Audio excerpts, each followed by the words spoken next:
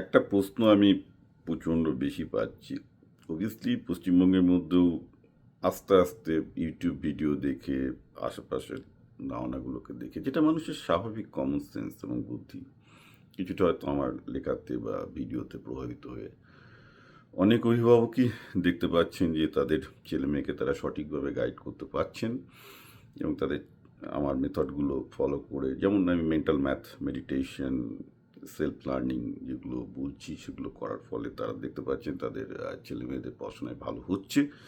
কিন্তু তারা বলছেন যে তার আশেপাশের লোকজন প্রচণ্ড বিরক্ত করছে যে কেন তারা ছেলেকে ভালো টিউটরের কাছে দিচ্ছেন না, এই দিচ্ছেন না, ওই দিচ্ছেন না, এইসব ব্যাপার আসছে।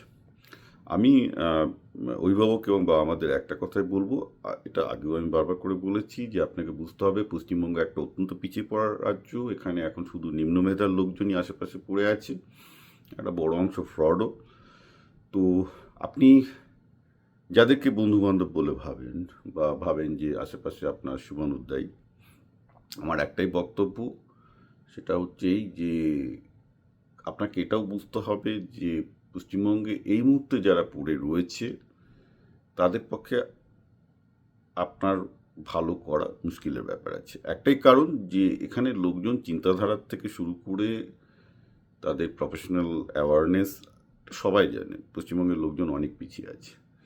তো এই জন্য আশেপাশের লোকজন কে কী করছে না করছে তাই দিয়ে একদম বিচলিত হবেন না। আপনি যদি দেখছেন যে আহ, আপনি যেগুলো ইউটিউব পড়ে বা ইউটিউব থেকে দেখে বা আমার কাছ থেকে শুনে আপনার ছেলে মেয়ে রিয়েলি অ্যাপ্লাই করলে ভালো হচ্ছে, you are seeing constant improvement, have faith in that.